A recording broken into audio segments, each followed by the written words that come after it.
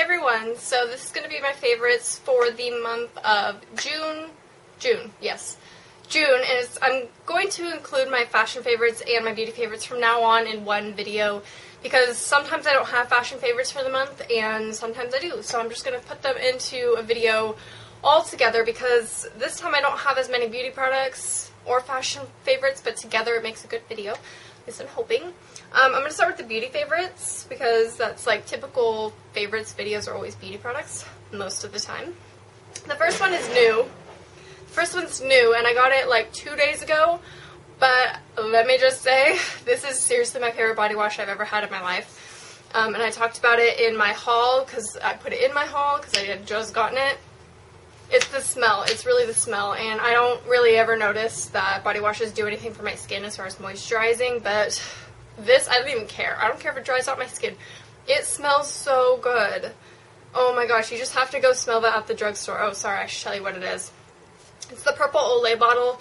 It's in Luscious Embrace, and it has orchid extract in it and jojoba butter in it, so it's really good for your skin, but it smells so amazing. It smells even better when it lathers up on your body. Like, it's seriously like candy. Oh my gosh.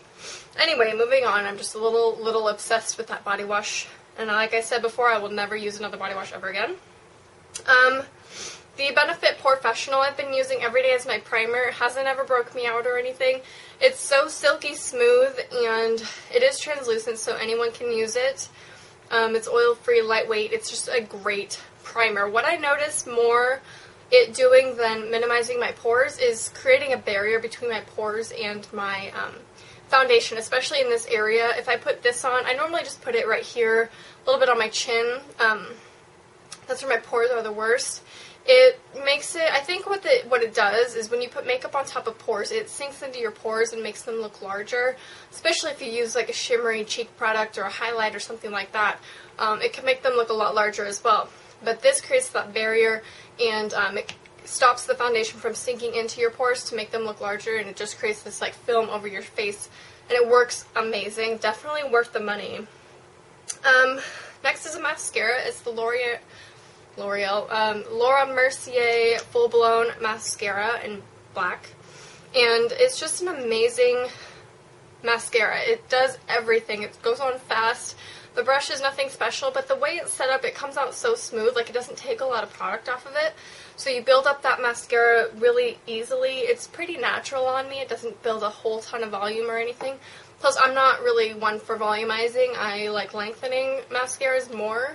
But it is really good for both, and it looks more natural than some mascaras. It's not spidery. It's very smooth, and it's very separating. So it's a great mascara. Most likely going to buy that full size. That might be the one I'm going to buy full size from the Lash Stash. I don't know yet. Let's see. I have 2 cream eyeshadows to mention. If you have been watching me forever, you know cream eyeshadows are my favorite products of all time. I'm just obsessed with them. I'm trying to try out a lot of different brands. My favorite brand ever is the Benefit Creaseless Cream Eyeshadows. This one is an RSVP. I just have the little sample one, which I have to get the full size because my finger does not fit in this little jar.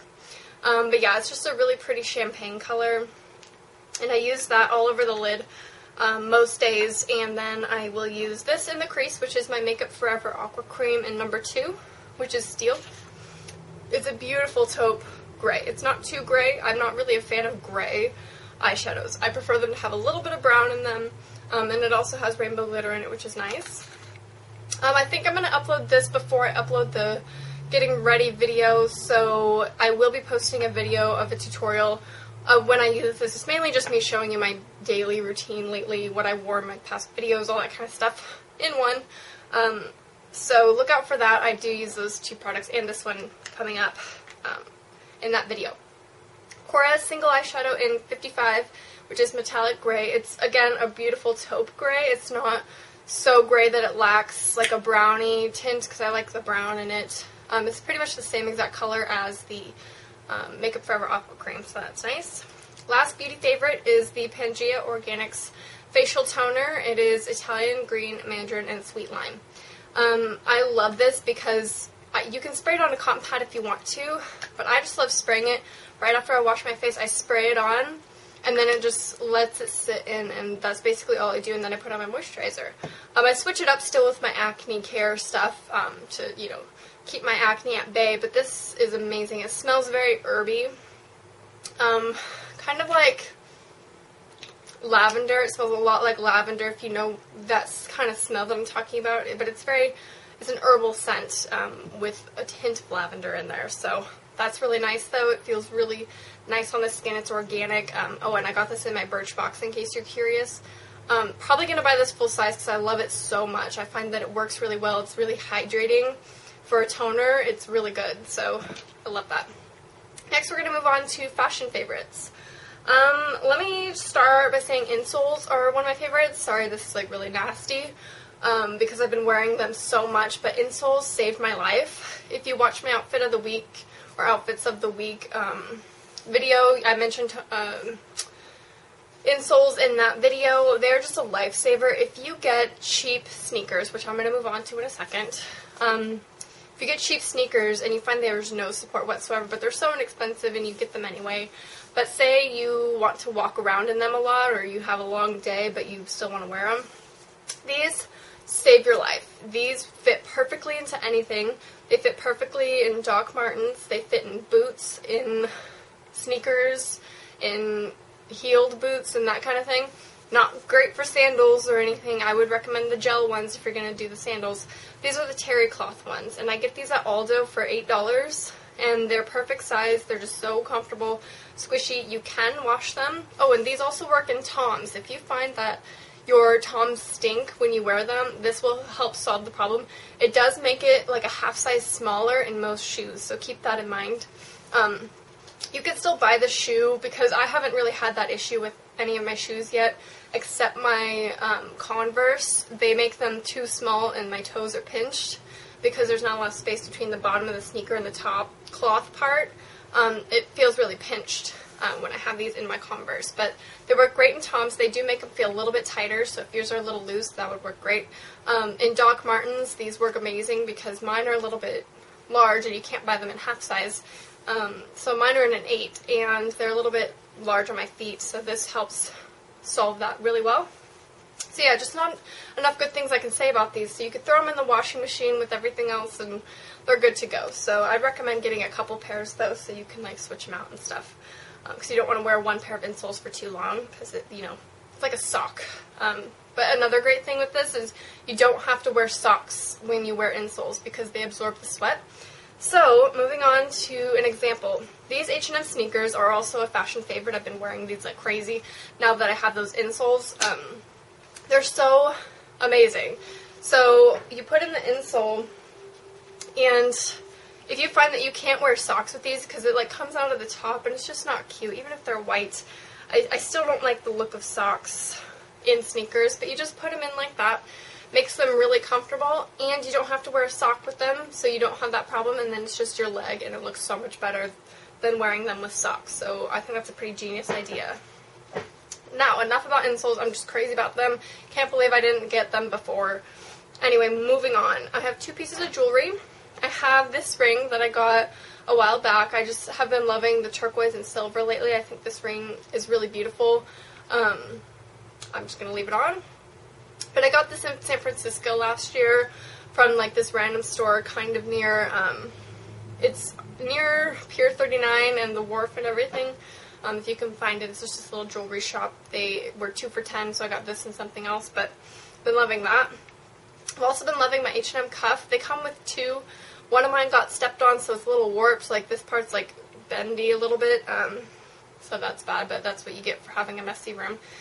So, I normally wear them like that. I wear 1 at a time. I never really wear 2, just because it's really daring for me, and I feel like it could be a little weird. I've seen it done on Lookbook and stuff, because a lot of people have these on Lookbook, and they're amazing, but I don't feel like I could pull that off. But they're $10 for a set of 2, and they're just really fabulous, because they're really fashion-y. They also come in gold, in case you're curious, and they're great for a Wonder Woman costume, if you ever wanted to be Wonder Woman, so there's that.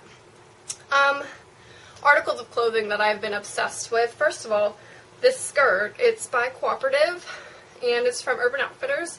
It looks pretty basic, but it is so nice. I got it on sale. It wasn't really like a huge in their sales section, but all their cooperative skirts were $20 when they're originally $38. So I paid $20 for this. It's just an amazing, versatile skirt.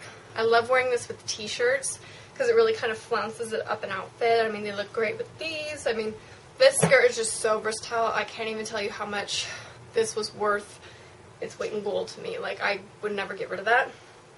Another thing that was definitely worth the money was this shirt that I got. It's 100% cotton. It's a button-up. I spent way too much money on it. It was $40 at Urban Outfitters. It's by the BDG. It says Classic Fit. And this is a size small, but it fit so nice. It is absolutely flawless. It's sheer. I mean, it's just perfect. This looks so good with the top knot. You probably saw that in my Outfits of the Week video. I wore that. But I seem to want to wear those two things every single day. I always look at them and I'm like, oh, I wish I could wear that, but I just wore it like last week and it's weird.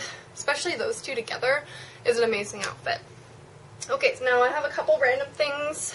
A movie I've been obsessed with lately is a September issue, and this is still a fashion favorite because it is fashion. If you've never seen this, it's about the September issue of Vogue being released, and Anna Wintour, she is followed like throughout the process. My voice is like going because I'm like screaming at the camera. I don't know why. Sorry, I'm going to calm it down. Anyway, it kind of follows her throughout the process of releasing the September issue of Vogue. It's just such a great documentary. My boyfriend and I saw it in theaters, and he actually liked it. Sorry, fiance. I know I get that mixed up all the time. Fiance.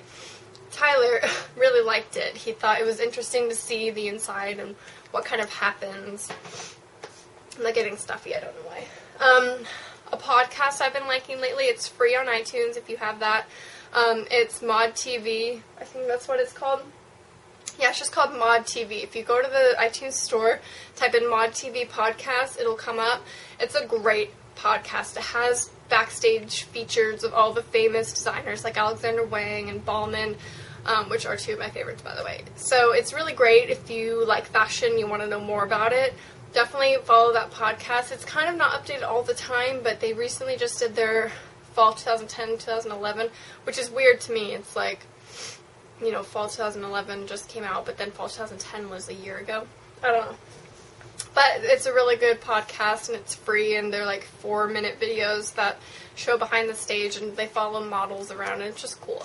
The last favorite is a random favorite. It's not fashion related whatsoever. It's the Stephen King Full Dark, No Stars. And this is his newest short story collection. I've read 3 out of the 5 stories so far. They are amazing. I heard the first story is not that good. It's called 1922. I heard from a friend it's not that good. I'm probably still going to go ahead and read it because I'm obsessed with Stephen King. But I've read some of them, and let me just say he stole my story. I was so mad. The last story in this, what's it called? Under the Weather. He stole that story. I mean, obviously he didn't know, but I've written that story before, and I've always wanted to write another story like that because I wrote it a long time ago when I was younger, and I just always have loved the idea. I'm not going to say anything because if you want to read it, I don't want to spoil anything, but it's a great story. You could probably find it online, not just the book, but the story. It's called Under the Weather by Stephen King. Read it. It's amazing. It's my dream story that I wish I had written first, but he beat me to it. But obviously he's Stephen King, so he beats me to everything. So that is all my favorites for this month of June. I hope you guys enjoyed, and I'll see you next time. Bye.